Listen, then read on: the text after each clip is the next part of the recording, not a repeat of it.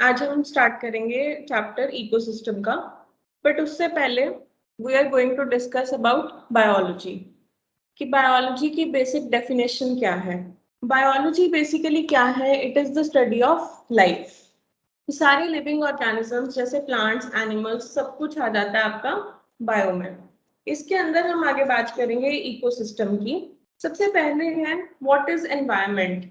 Environment का मतलब है जो भी आप अपने आसपास नॉन लिविंग थिंग्स और लिविंग थिंग्स देखते हो, जो भी हमें सराउंड करते हैं और सारे ऑर्गेनिजम्स को सराउंड करते हैं, ठीक है, और एक दूसरे के साथ इंटरेक्ट करती हैं, ये सब चीजें, वो सब इंक्लूड होता है हमारे एनवायरनमेंट में। एनवायरनमेंट की अगर हम बेसिक एक डेफिनेशन की बात करें तो वो फिजिकल और बायोलॉजिकल वर्ल्ड जहां हम रहते हैं, ये सब इंक्लूड होता है हमारे एनवायरनमेंट में। फॉर एग्जाम्पल, अब हम बात कर रहे हैं एनवायरनमेंट की, ठीक है। एनवायरनमेंट में हमने अभी बोला कि physical surroundings and living organisms, ये इंक्लूड होता है हमारे एनवायरनमेंट में।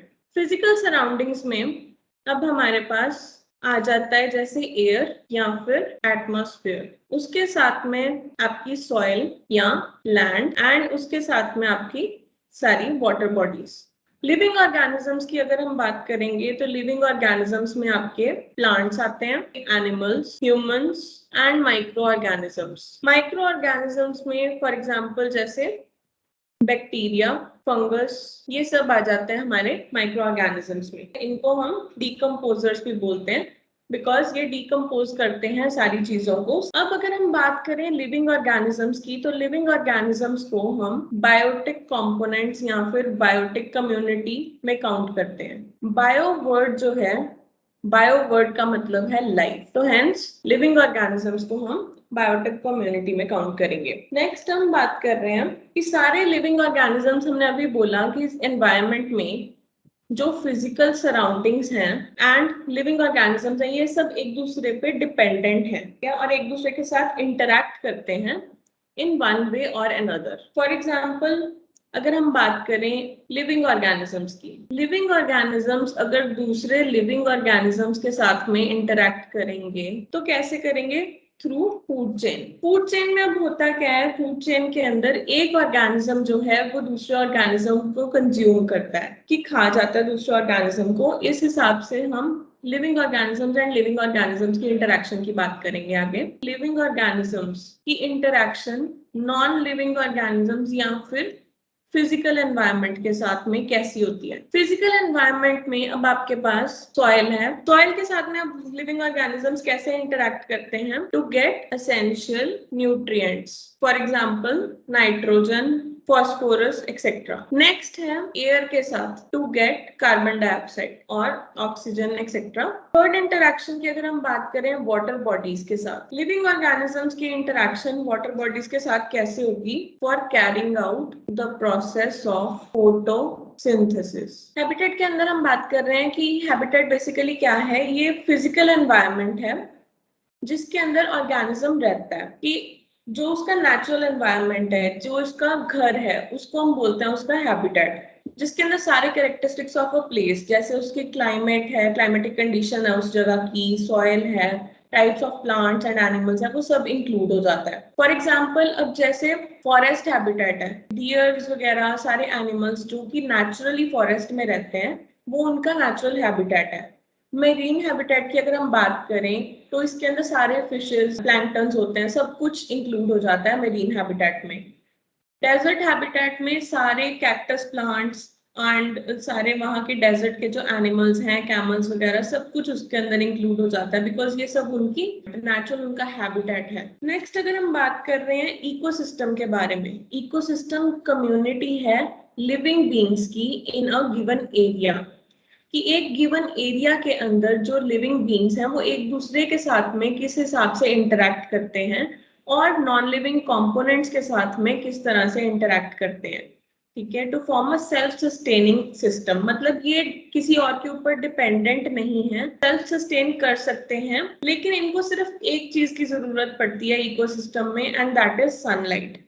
सनलाइट के जरिए ही आगे इकोसिस्टम की सारी फंक्शनिंग, सारे कंपोनेंट्स एक दूसरे के साथ में इंटरैक्ट कर सकते हैं। अगर हम बात करें इकोसिस्टम की इको वर्ड जो है, इको वर्ड की अगर हम बात करें तो ये वर्ड आता है ग्रीक वर्ड ओइकोस से।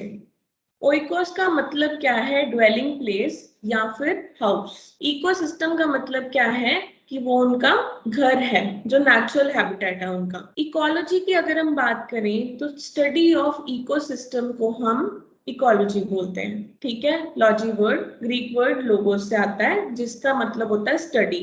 तो इसीलिए इकोलॉजी का मतलब क्या है? Study of ecosystem. इकोसिस्टम अब छोटा भी हो सकता है और बड़ा भी हो सकता है साइज में। हम दो तरह के इकोसिस्टम्स बेसिकली स्टडी करते हैं, एक जो लैंड पे होगा और एक जो वाटर में होगा। Ecosystem that exist in a water body like an ocean, lake और अ पडल, उस इकोसिस्टम को हम बोलते हैं एक्वेटिक इकोसिस्टम। अगर हम बात करें लैंड पे, तो लैंड के ऊपर जो इकोसिस्टम एग्जिस्ट करेगा उसको हम टेरेस्ट्रियल इकोसिस्टम बोलते हैं। अब एक्वेटिक इकोसिस्टम या जो वाटर बॉडी है सारा, उसका जो इकोसिस्टम है वो दो तरह से डिवाइड किया जा सकता है। First is fresh water ecosystem. Fresh water ecosystem क्या है?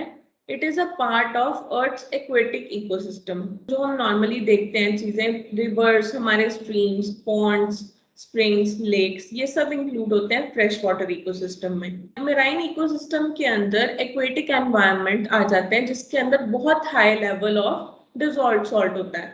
ठीक है, तो इसके अंदर हमारे पास हमारे deep sea, ocean, coastal marine ecosystems, ये सब इसके अंदर इंक्लूड हो जाते हैं। अगर हम बात करें टेरेस्ट्रियल इकोसिस्टम की, तो टेरेस्ट्रियल इकोसिस्टम के अंदर आगे चार तरह से हम उसको डिवाइड कर सकते हैं। जैसे फर्स्ट है ग्रासलैंड इकोसिस्टम। ग्रासलैंड इकोसिस्टम क्या है? वो एरिया जहां पे वेजिटेशन जो है that is dominated by grasses, और बहुत कम ट्रीज होंगे इस एरिया में, तो उस एरिया को हम बोलते हैं ग्रासलैंड इकोसिस्टम, जहां पे ज्यादा से ज्यादा ग्रासेस प्रेजेंट है। जैसे फॉर एग्जांपल नॉर्थ अमेरिका के फेमस ग्रासलैंड्स हैं प्रेरीज। फॉरेस्ट इकोसिस्टम क्या है? ये कॉम्प्लेक्स है of plant, animal and micro organism communities. ठीक है, और उसकी एबायोटिक एनवायरनमेंट, जो कि इकट्ठे इंटरैक्ट करते हैं एक दूसरे के साथ में एज अ फंक्शनल यूनिट। और फॉरेस्ट इकोसिस्टम है तो इनका बेसिक कैरेक्टरिस्टिक फीचर है ट्रीज का। फॉर एग्जाम्पल जैसे हम ट्रॉपिकल रेन फॉरेस्ट की बात करते हैं, वो सब इसमें इंक्लूड हो जाता है फॉरेस्ट इकोसिस्टम में। माउंटेन इकोसिस्टम क्या है? वो ecosystem that consists of complex of living organisms in mountainous areas. Mountains के अंदर जो इकोसिस्टम एग्जिस्ट करेगा उसको हम माउंटेन इकोसिस्टम बोलते हैं। For example Alps in Europe. Last type of ecosystem जो है वो है desert ecosystem. Desert ecosystem driest ecosystem है अर्थ का, that is basically devoid of any rainfall और प्रेसिपिटेशन, मतलब जहां पे बहुत कम बारिश होती है उस एरिया को हम बोलते हैं desert ecosystem. For example Sahara desert. Ecosystem क्या है? फंक्शनल यूनिट है which is made up of living and non-living components which are capable of independent existence। तो फंक्शनल यूनिट है जिसके अंदर सारे living and non living components include हो जाते हैं। फॉर एग्जांपल क्या आ जाएगा इकोसिस्टम में? सारे plants and animals of a particular area. Smaller level पे एक पर्टिकुलर एरिया की अगर हम बात करेंगे तो उसके अंदर जितने भी प्लांट्स, एनिमल्स और जितने भी लिविंग ऑर्गेनिजम्स होंगे, उन सबकी इंटरेक्शन और उसके साथ में उनकी functioning along with the non living environment. मतलब नॉन लिविंग एनवायरनमेंट में अब हमारे पास सारे नॉन लिविंग या ए बायोटिक फैक्टर्स आ जाएंगे, सॉइल, एयर, वाटर एक्सेप्ट। तो जैसे हमने पहले भी बात की थी, इकोसिस्टम सेल्फ सस्टेनिंग है, इसको किसी चीज की जरूरत नहीं है एक्सेप्ट फॉर सनलाइट। तो it only needs the input of sunlight for its functioning. Ecosystem की अगर हम एग्जांपल्स की बात करें, grasslands, meadows, forest, pond, lake, rivers, desert, mountain, even your sea, ये सब आपके एग्जांपल्स हैं इकोसिस्टम की। इकोसिस्टम के कंपोनेंट्स क्या हैं? जैसे हमने बात की थी components of ecosystem, biotic components होते हैं, ठीक है, जिसके अंदर सारे लिविंग कंपोनेंट्स आ जाएंगे या लिविंग ऑर्गेनिजम्स आ जाएंगे। और सेकंड है एबायोटिक। बायो का मतलब होता है लाइफ, तो इसीलिए बायो से हम लिविंग याद रखेंगे, एंड एबायोटिक का मतलब हो गया नॉन लिविंग। अब हम बेसिकली तो यही पढ़ते हैं कि एबायोटिक और बायोटिक कंपोनेंट्स होते हैं, लेकिन उसके अलावा एक और टाइप के कंपोनेंट्स एग्जिस्ट करते हैं दैट आर कल्चरल कंपोनेंट्स, ठीक है, जो मैन मेड कंपोनेंट्स हैं इकोसिस्टम के। पहले एबायोटिक कंपोनेंट्स। एबायोटिक का मतलब नॉन लिविंग पार्ट या non living components of the environment, light, temperature, water, air and soil. Biotic components में सारे लिविंग ऑर्गेनिजम्स इंक्लूड हो जाएंगे, जिनको हम प्लांट्स, एनिमल्स और माइक्रो ऑर्गेनिजम्स में आप डिवाइड कर सकते हैं। कल्चरल कंपोनेंट्स के ऊपर लोग वैसे ज्यादा फोकस कर नहीं रहे, लेकिन करना चाहिए, बिकॉज कल्चरल कंपोनेंट्स में आपके सारे मैन मेड कंपोनेंट्स आ जाएंगे। इसके अंदर सारे इफेक्ट्स आ जाएंगे जो हम प्रोड्यूस कर रहे हैं हमारे एनवायरनमेंट के ऊपर, हमारी एक्टिविटीज से जो नुकसान हो रहा है एनवायरनमेंट को, वो सब इसमें इंक्लूड हो रहा है। फैक्टर्स जैसे कि एग्रीकल्चर करते हैं, फिर क्लियरिंग ऑफ फॉरेस्ट है, ग्रोथ ऑफ इंडस्ट्रीज है, ये सब चीजें इंक्लूड हो रही हैं कल्चरल कंपोनेंट्स में। अब हम बात कर रहे हैं इकोलॉजिकल हायरार्की की। तो हायरार्की की अगर हम बात करते हैं तो सबसे पहले आता है एक इंडिविजुअल। इंडिविजुअल का मतलब कि एक सिंगल पर्सन, एक सिंगल इंसान की अगर हम बात कर रहे हैं, एक सिंगल ऑर्गेनिज्म की अगर हम बात कर रहे हैं, तो वो हमारा इंडिविजुअल में आ रहा है। उसके बाद में अगर ग्रुप ऑफ इंडिविजुअल्स मिल जाएंगे, ठीक है, एक पर्टिकुलर प्लेस के, तो उन सबको जो एक पर्टिकुलर प्लेस में रह रहे हैं उनको हम बोलते हैं पॉपुलेशन। अब पॉपुलेशन जो है वो एनिमल्स की भी हो सकती है, प्लांट्स की भी हो सकती है और ह्यूमंस की भी हो सकती है। वो मेंबर्स जिनके अंदर इंटर ब्रीडिंग अक्कर कर रही है, उस सब मेंबर्स को हम इकट्ठे पॉपुलेशन बोल देते हैं, एक पर्टिकुलर प्लेस की। नेक्स्ट हम बात कर रहे हैं कम्युनिटी के बारे में। कम्युनिटी का मतलब क्या है कि ग्रुप ऑफ बहुत सारी स्पीशीज जब इकट्ठी हो जाती हैं एक लोकेशन पे, एक कॉमन लोकेशन है, वहां पे बहुत सारा group of various species occur कर रही है, ठीक है, इकट्ठी एग्जिस्ट कर रही है, उसको हम कम्युनिटी बोलते हैं। जैसे फॉरेस्ट है, फॉरेस्ट के अंदर ट्रीज होते हैं, अंडरग्राउंड प्लांट्स होते हैं, ठीक है, एनिमल्स होते हैं, और वो सब जो प्लांट्स हैं वो क्या है, rooted in soil containing bacteria and fungi.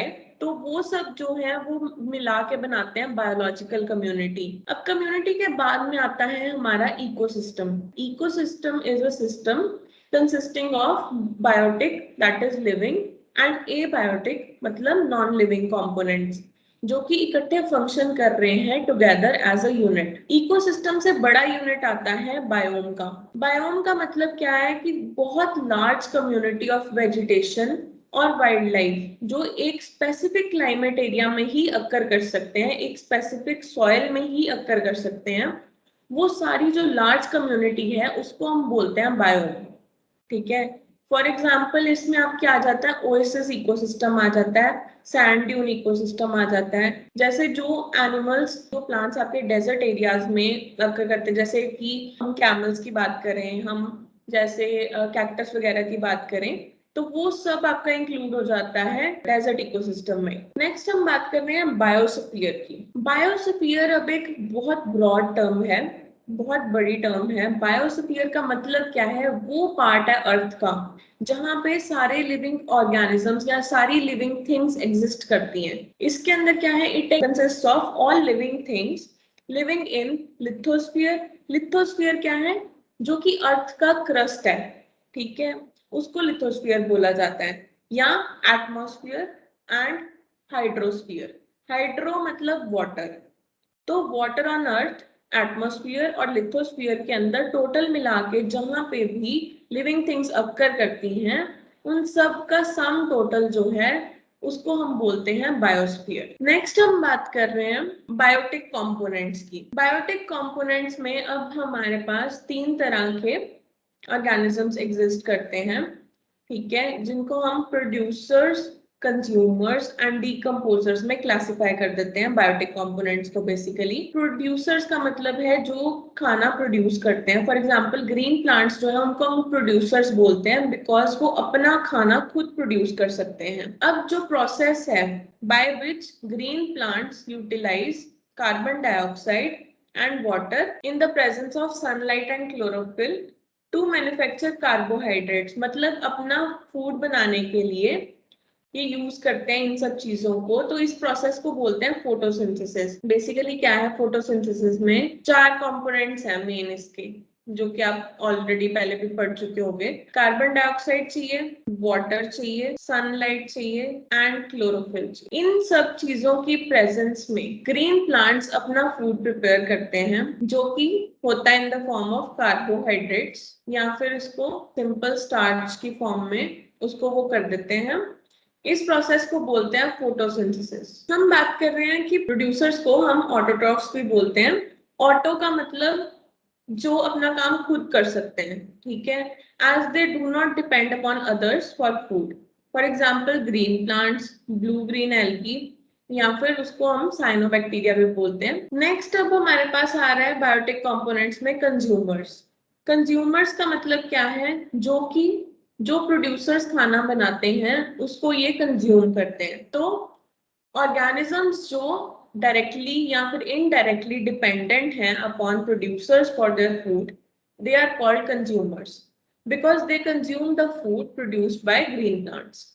इनको हम हेट्रोट्रॉफ्स भी बोलते हैं बिकॉज हेट्रोट्रॉफ्स का मतलब क्या है कि ये डिपेंडेंट हैं दूसरे लोगों पे, दूसरे ऑर्गेनिज्म पे फॉर फूड। फॉर एग्जाम्पल सारे animals, non green plants and micro organisms, ये सब आपके इंक्लूड होते हैं कंज्यूमर्स में। नेक्स्ट हम बात कर रहे हैं डीकम्पोजर्स की।